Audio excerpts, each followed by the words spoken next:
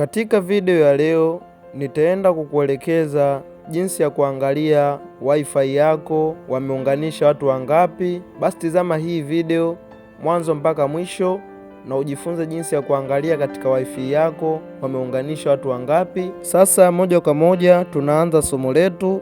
Hatua ya kwanza, hakikisha unawasha wifi yako. Ukishamaliza kuiwasha wifi yako, unganisha katika simu yako ambayo unaotumia.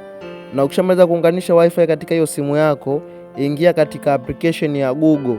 Hatua inayofuata, utaenda sehemu ya juu hapo palipoandikwa search, utaenda kupabonyeza hapo, na ukishapabonyeza moja kwa moja utaenda kuziandika hizi kodi hapa 192.168.1.1. Kisha utasearch.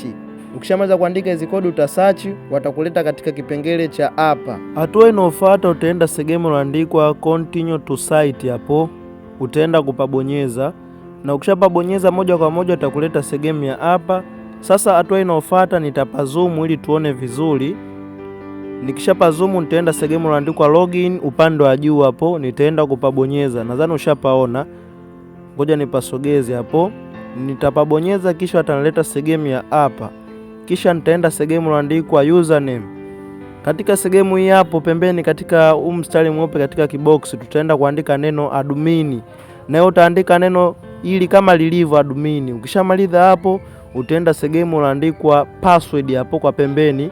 Pia utaenda kuandika neno admin kama lilivyoandika hapo juu, utaenda kuliandika hivyo hivyo.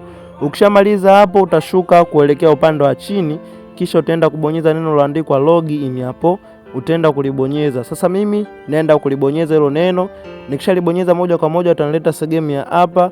Hatua inayofuata nitaenda kubonyeza neno lililoandikwa 4G wifi information hapo, nitaenda kupabonyeza.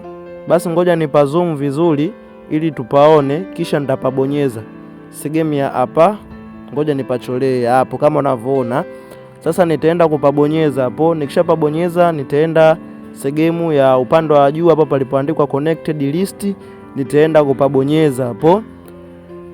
Na nikishapabonyeza moja kwa moja ataniletea simu ambazo zimeunganishwa katika hii wifi yangu. Kama unavyoona simu ambayo imeunganishwa katika hii wifi yangu ni hapo Pixel 8 Pro, ambayo ni simu ya kwangu mimi ambayo ndo natumia, ndio imeunganishwa katika hii wifi ni moja.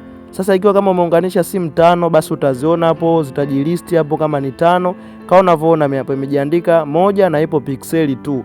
Kama uliunganisha watu 20 basi wataonekana wote hapo 20 na yatakuja majina ya simu. Kama unavyoona hapo imekuja jina la simu, na hivyo ndo jinsi ya kuangalia watu wangapi wameconnect katika wifi yako.